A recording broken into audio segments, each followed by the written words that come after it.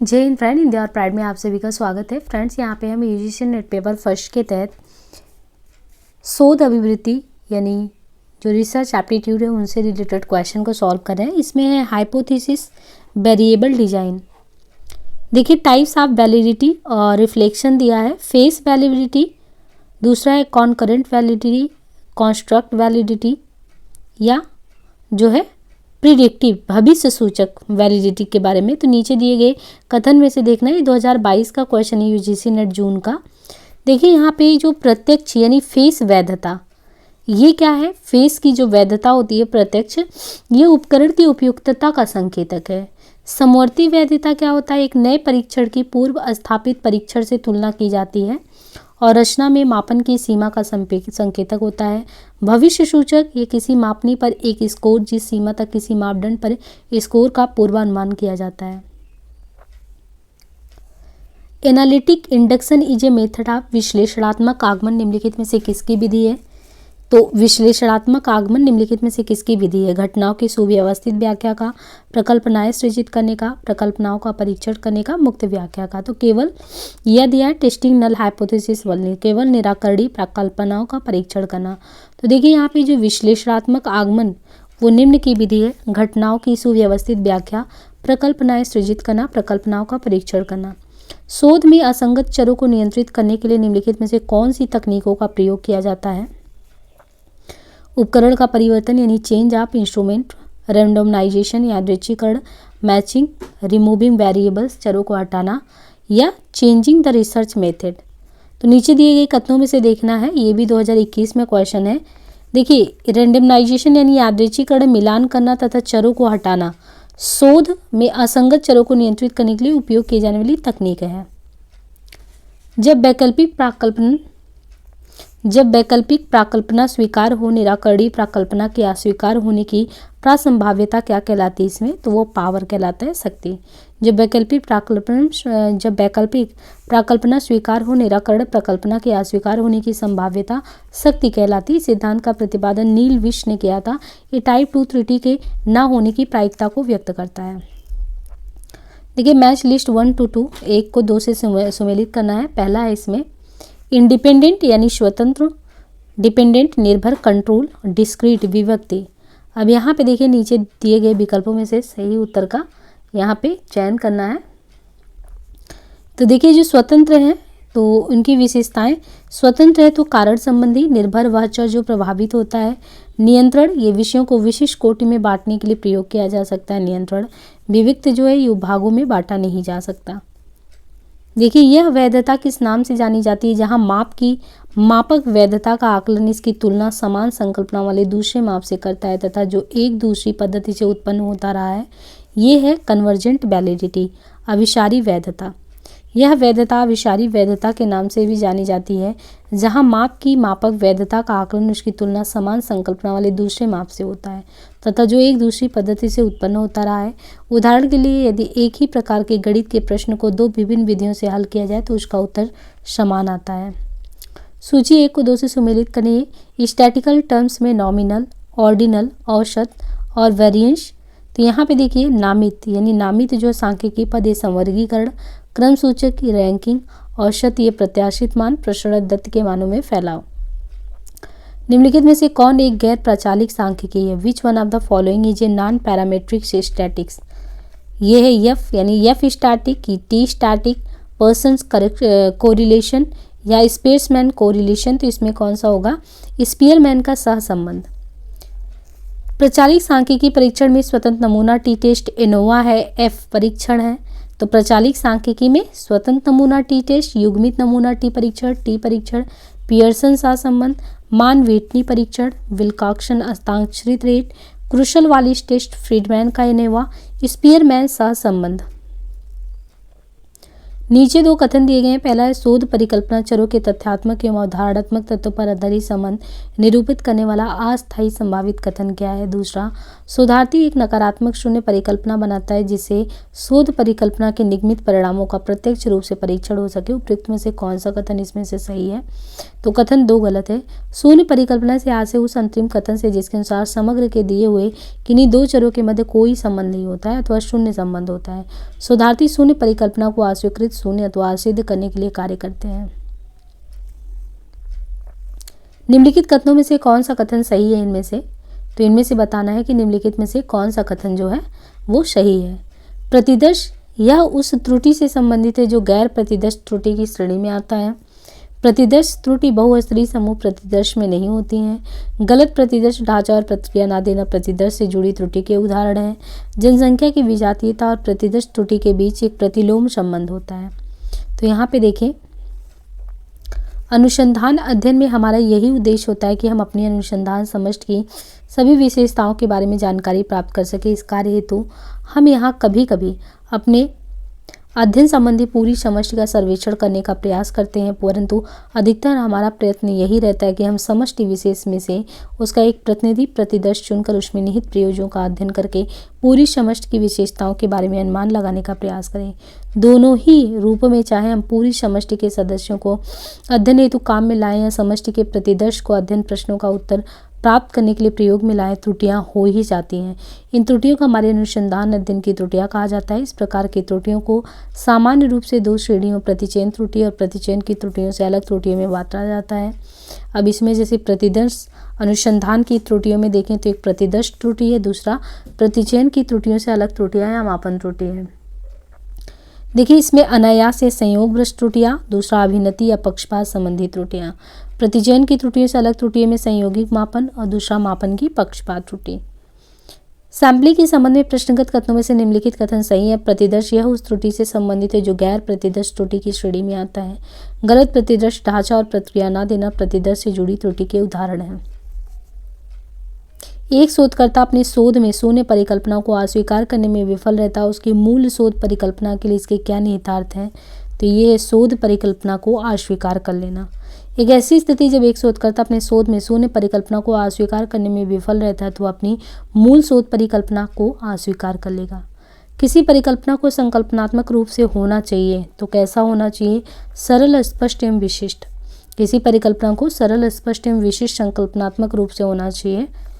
अनुसंधान परिणामों को उचित व विश्वसनीय बनाने में परिकल्पना के स्तर का विशिष्ट योगदान होता है। एक अच्छी परिकल्पना में जो गुण होने चाहिए उसमें है उपयुक्त हल, सरलता, स्पष्टता, सत्यापनीयता, विनिर्दिष्टता, मितव्ययिता, तार्किक बोधगम्यता, संगतता।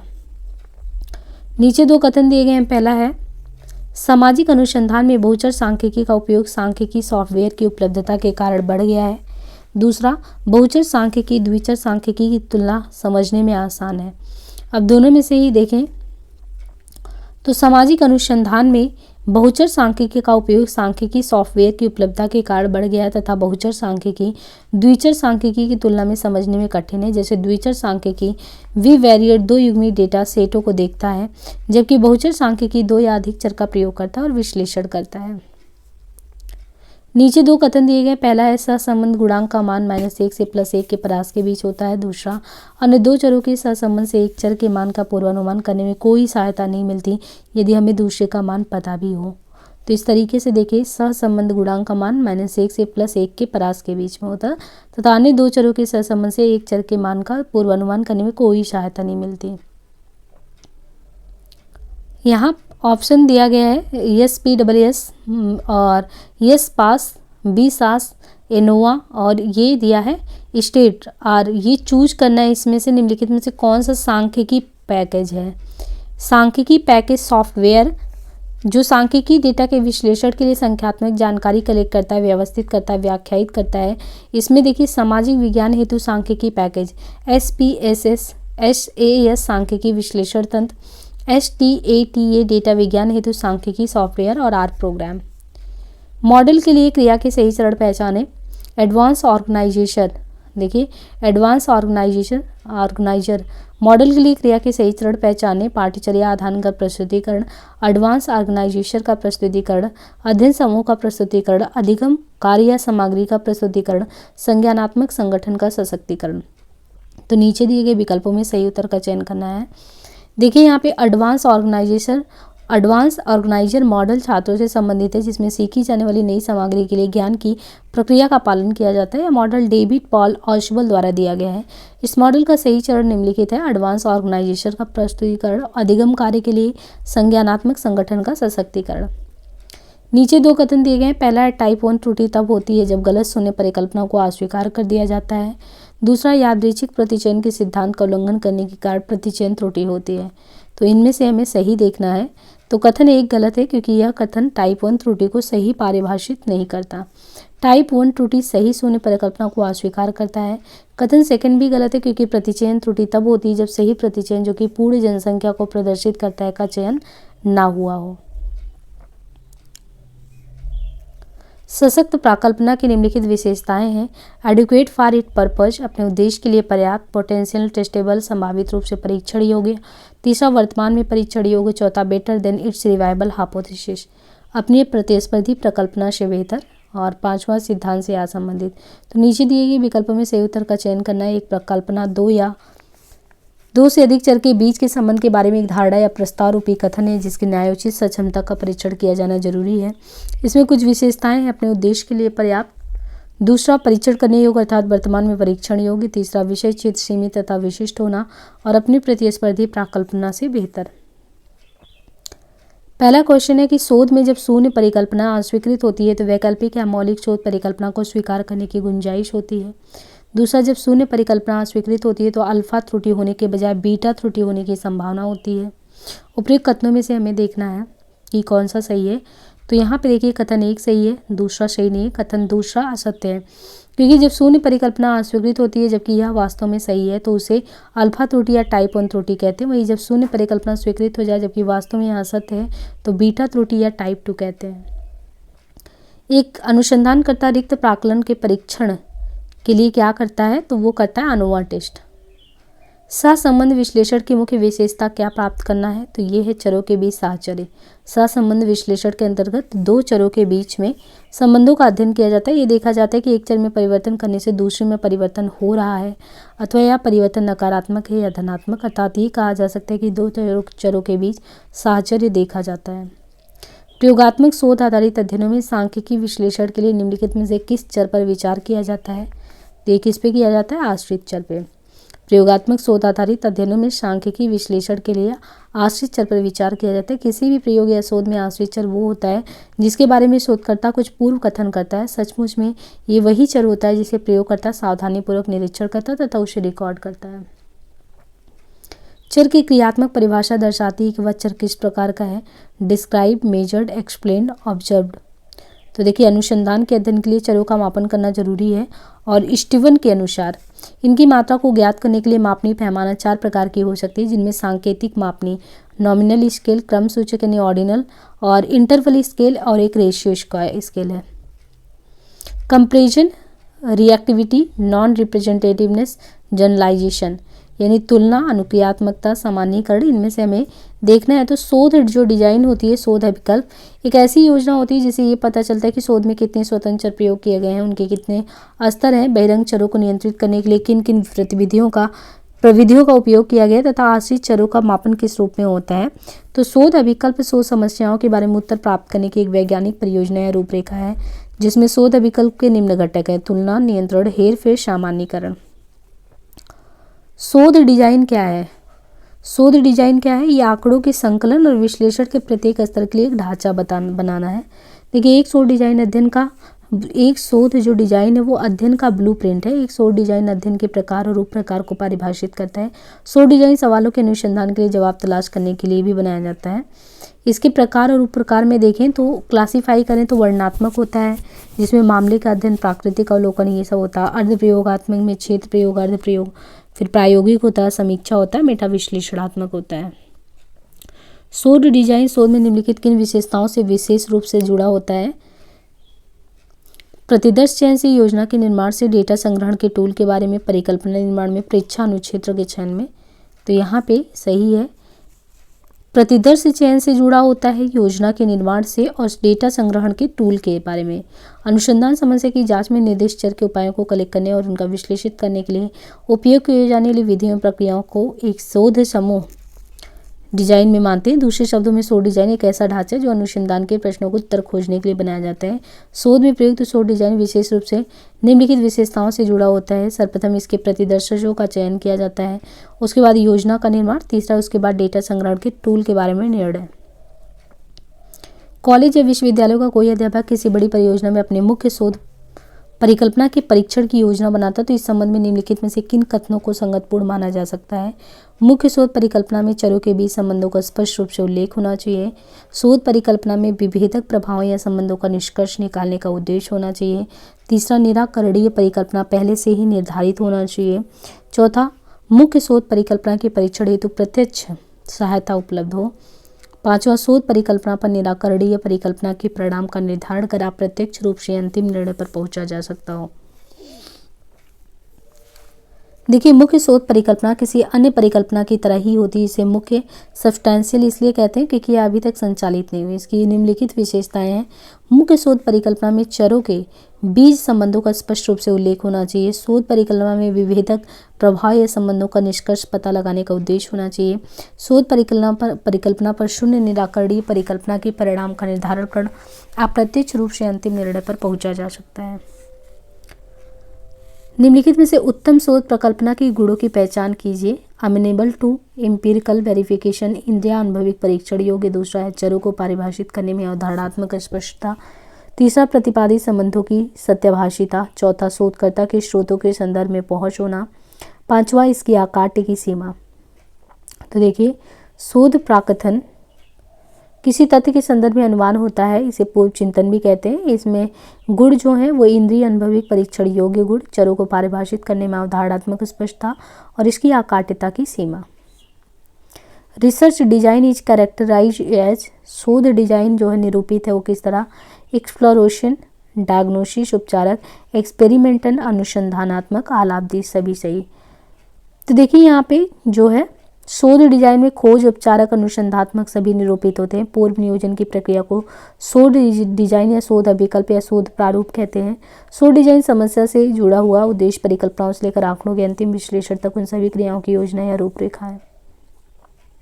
परिकल्पना है यानी हाइपोथेसिस क्या है, एक तरीके से व्याख्या प्रदान करने वाला एक अंतिम कथन। परिकल्पना व्याख्या प्रदान करने वाला एक अंतिम कथन है। मैक्यूगन के अनुसार दो या दो से अधिक चरों के बीच संभावित संबंधों के बारे में बनाए गए जांचने योग्य कथन को परिकल्पना कहते हैं। कर्लिंगर के अनुसार दो या दो से अधिक चरों के बीच संबंधों के अनुमानित कथन को परिकल्पना कहते हैं। परिकल्पना को हमेशा घोषणात्मक वाक्य के रूप में अभिव्यक्त किया जाता है और वे चरों से चरों के बीच में सामान्य या विशिष्ट संबंध बतलाते हैं। एक अस्थायी प्रतिच्छेमी जिसकी वैधता अज्ञात है तथा जिसमें दो या दो से अधिक चरों के मध्य संबंध उपकल्पित होता है, उसे किस चीज़ की संज्ञा दी जाती है, तो उसे शोध परिकल्पना। एक अस्थायी प्रतिच्छेमी जिसकी वैधता अज्ञात है तथा जिसमें दो या दो से अधिक चरों के मध्य संबंध उपकल्पित होता है, उसे शोध परिकल्पना की संज्ञा दी जाती है। जब शोधकर्ता किसी समस्या का चयन कर लेता है तो उसका एक अस्थायी समाधान एक जांचनीय प्रस्ताव के रूप में करता है। इस जांचनीय प्रस्ताव को तकनीकी भाषा में परिकल्पना या प्रकल्पना कहते हैं। इस तरह परिकल्पना किसी शोध समस्या का एक प्रस्तावित जांचनीय उत्तर होता है। वह अवधारणात्मक रूपरेखा जिसमें शोध आयोजित किया जाता है क्या कहलाता है, तो वो क्या कहलाता है, शोध अभिकल्प। वह अवधारणात्मक रूपरेखा जिसमें शोध आयोजित किया जाता है शोध अभिकल्प कहलाता है। शोध अभिकल्प एक ऐसी योजना या रूपरेखा है जो समस्या के प्रतिपादन से लेकर शोध प्रतिवेदन के अंतिम चरण तक के विषय में भली भांति सोच समझकर तथा समस्त उपलब्ध विकल्पों पर ध्यान देकर इस प्रकार के निर्णय लेती है कि न्यूनतम प्रयास से समय एवं लागत के व्यय से अधिकतम शोध उद्देश्य को प्राप्त किया जा सके। प्रकल्पना का निरूपण निम्नलिखित में अपेक्षित नहीं है। सर्वेक्षण पद्धति, प्रायोगिक अध्ययन, ऐतिहासिक अध्ययन, आदर्शनात्मक अध्ययन। तो ये देखिए, आदर्शनात्मक अध्ययन से प्रकल्पना का निरूपण अपेक्षित नहीं, क्योंकि प्रकल्पना का विचार जिसे चिंतन प्रक्रिया द्वारा निर्मित किया जाता है। जब कोई शोधकर्ता अपने अध्ययन में निराकरणीय परिकल्पना H0 निरस्त कर देता है और वैकल्पिक परिकल्पना H1 को स्वीकार करता है तो इसमें किस प्रकार की त्रुटि की संभावना हो सकती है, तो इसमें किस प्रकार की त्रुटि की संभावना होती है, टाइप 1 एरर की। जब कोई शोधकर्ता अपने अध्ययन में निराकरणीय परिकल्पना H0 निरस्त कर देता है और वैकल्पिक परिकल्पना H1 को स्वीकार करता है तो इस प्रकार की त्रुटि टाइप 1 त्रुटि की संभावना से हो सकती है, जबकि टाइप 2 त्रुटि एक गलत आसक्त परिकल्पना की गैर स्वीकृति है।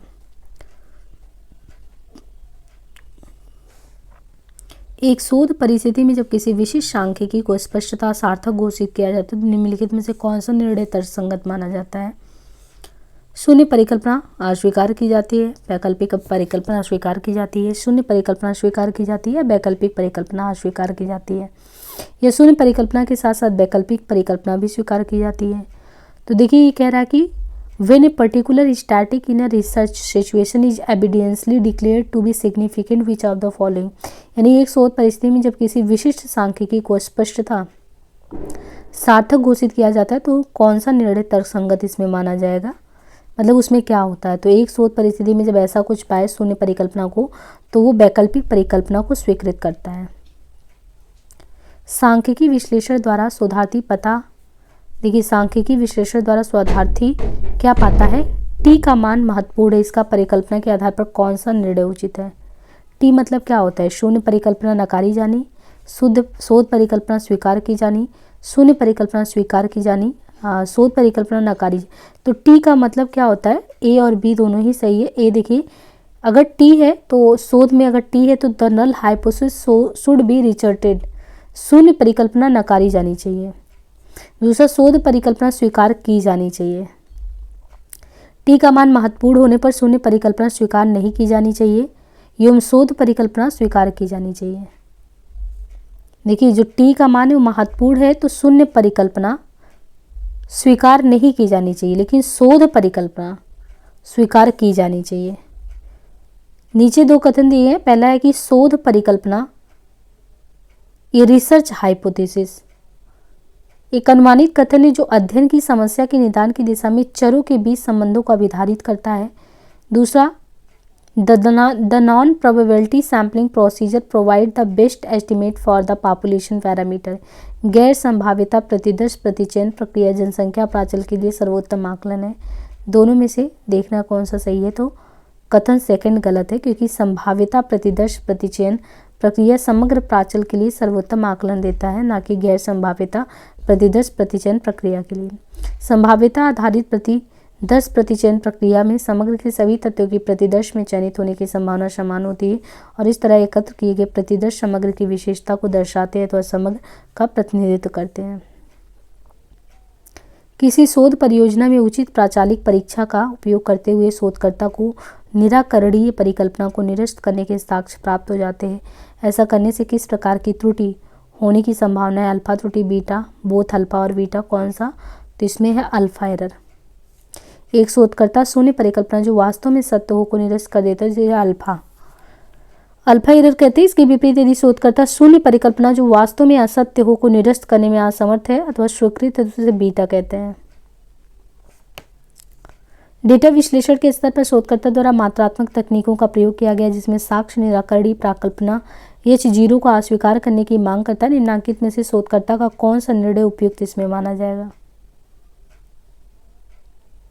H0 और मूल शोध परिकल्पना को अस्वीकार करना, H0 को अस्वीकार करना और मूल शोध परिकल्पना को स्वीकार करना, मूल शोध परिकल्पना पर कोई निर्णय ना और मूल जो H0 को स्वीकार करना और मूल शोध परिकल्पना को स्वीकार नहीं करना। देखिए जब डेटा एनालिसिस करते हैं उस स्तर पर शोधकर्ता जो रिसर्चर है उसके द्वारा अगर क्वांटिटेटिव तकनीक का प्रयोग किया गया है तो इसमें साक्ष्य निराकरणीय प्रकल्पना H0 को अस्वीकार करने की मांग करता है, तो ऐसी स्थिति को शोधकर्ता का सर्वोपयुक्त निर्णय ये माना जाएगा कि उसने H0 को अस्वीकार करना तथा मूल शोध परिकल्पना को स्वीकार किया है। विद्यालय परियोजना को पूरा करने में बच्चों की प्रतिबल उन्मुखता पर शिशु पालन व्यवहार के प्रभाव संबंधी शोध में निर्मित परिकल्पना यह है कि शिशु पालन व्यवहार का प्रतिबल उन्मुखता पर अवश्य प्रभाव पड़ता है। तो प्रदत्त विश्लेषण की अवस्था में शोध परिकल्पना की स्वीकार्यता का पता लगाने के लिए शून्य परिकल्पना को प्रस्तावित किया जाता है। उपलब्ध साक्ष्य के आधार पर शून्य परिकल्पना को सार्थकता के 0.1 स्तर पर अस्वीकार किया जाता है। शोध परिकल्पना के संबंध में ये क्या निर्णय है, तो ये शोध परिकल्पना को स्वीकार किया जाता है। एक शोधकर्ता अपने अध्ययन के अंतर्गत निराश्रित चर के संभव प्रभाव जांचने व आकलित करने हेतु एक निष्पत्ति परीक्षण का प्रयोग करता है। परीक्षण से मिले प्राप्तांकों का वितरण ऋणात्मक विषमता वाला है, इसके आधार पर परीक्षण के कठिनाई स्तर के बारे में कौन सा कथन दिया जा सकता है? तो निगेटिव है तो चर का वितरण ऋणात्मक विषमता वाला होगा, तो निष्पत्ति विरक्षण का कठिनाई स्तर अत्यंत सरल कहा जाएगा। शोध की निम्नलिखित में से किस विधि में परिकल्पनाएं आमतौर से व्यक्त होने की अपेक्षा अव्यक्त होती हैं? तो वो हिस्टोरिकल मेथड में जो है अव्यक्त रूप में होती हैं। एक चर जिसमें हेरफेर की गई है तो कौन सा चर कहलाता है? वो हेर फेर की गई तो इंडिपेंडेंट वेरिएबल है वो। एक ऐसा चर जिसमें हेर फेर की गई है तो वो इंडिपेंडेंट चर कहलाता है। और स्वतंत्र चर दो प्रकार के होते हैं, एक टाइप ई होता है, एक टाइप एस होता है इंडिपेंडेंट वेरिएबल। निम्नलिखित में से कौन सा कथन किसी परिकल्पना के परीक्षण के संदर्भ में सही है? हाइपोथेसिस की परीक्षण के संदर्भ में सही है। केवल नल कल्पना है जिसका परीक्षण कर सकते हैं। वैकल्पिक एवं नल दोनों परिकल्पनाओं का परीक्षण कर सकते हैं, दोनों का नहीं कर सकते हैं, तो कौन सा है? उपरोक्त दिए गए सभी परिकल्पनाओं में से केवल नल या शून्य परिकल्पना जिसका परीक्षण किया जा सकता है। नल हाइपोथेसिस इसे रिक्त परिकल्पना या शून्य परिकल्पना भी कहते हैं, या वो परिकल्पना जिसके द्वारा हम चरों के बीच कोई अंतर नहीं होने के संबंध का उल्लेख करते हैं। एक संख्यात्मक अभिक्षमता परीक्षण में पुरुष तथा महिला विद्यार्थी एक समान प्रदर्शन करते हैं, यह कथन निम्न में से किसको इंगित करता है? तो नल हाइपोथेसिस को। शून्य परिकल्पना वो परिकल्पना है जो ये बताती है कि दो समूह या चरों का आपसी अंतर शून्य, अर्थात दो चर या दो समूह में कोई सार्थक अंतर नहीं है, यानी दोनों ही अच्छा प्रदर्शन कर रहे हैं।